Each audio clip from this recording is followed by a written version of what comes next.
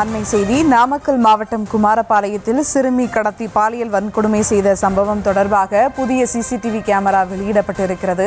மேலும் விவரங்களோடு இணைகிறார் செய்தியாளர் தங்கமணி. வணக்கம் தங்கமணி, விவரங்கள்.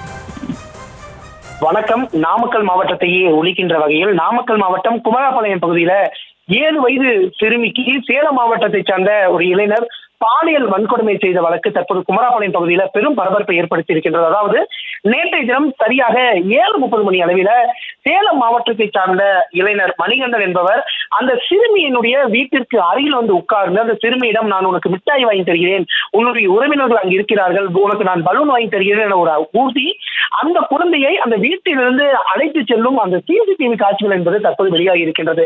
அதாவது இரவு 7 மணி அளவில் ஆள் நடமாட்டம் இல்லாத அந்த ஏரியா பகுதியில் அந்த குழந்தையை அந்த இளைஞர் அழைத்து செல்லும் சிசிடிவி காட்சிகள் வைரலாகி இருக்கின்றது. அதே சமயத்துல இந்த இளைஞர் கூட்டிக் கொண்டு ஒரு பக்கத்தில் சென்று அந்த சிறுமிக்கு பாலியல் வன்கொடுமை செய்துவிட்டு மீண்டும் அதே இடத்துல அந்த குழந்தையை விட்டுட்டு போயிருக்கிறாரு. அதுக்கப்புறம் தான் அந்த குழந்தையினுடைய உடல்ல இருந்த அந்த ரத்த கரைகளை பார்த்து மருத்துவமனையில் அனுமதிக்கப்பட்டு அந்த குழந்தை பாலியல் வன்கொடுமை செய்யப்பட்டு இருக்கின்றது என உறுதி அளிக்கப்பட்ட பின்னரே தான் போலீசார் அந்த விசாரணையில் ஈடுபட்டிருக்காங்க. விசாரணையுடைய விடிய அதாவது 7 மணியிலிருந்து நடைபெற்ற இந்த விசாரணை அதிகாரம் வரைக்கும் குற்றவாளி தேடி இருக்காங்க. அந்த குற்றவாளி கண்டுபிடிக்கப்படவில்லை. ஆனால் பொதுமக்கள் உதவியுடன் அந்த குற்றவாளி ஒரு பழைய கட்டிடத்தில் தங்கியிருந்ததை கண்டுபிடித்த பொதுமக்கள் அந்த குற்றவாளிக்கு சரமாரியாக அடிகளும் கொடுக்கப்பட்டு காவல்துறையிடம் ஒப்படைக்கப்பட்டிருக்கின்றார். மேலும் இந்த குற்றவாளி தற்போது திருச்செங்கோடு அனைத்து மகளிர் காவல் நிலையத்திற்கு அழைத்துச் செல்லப்பட்டு விசாரணை என்பது மேற்கொள்ளப்பட்டு வருகிறது.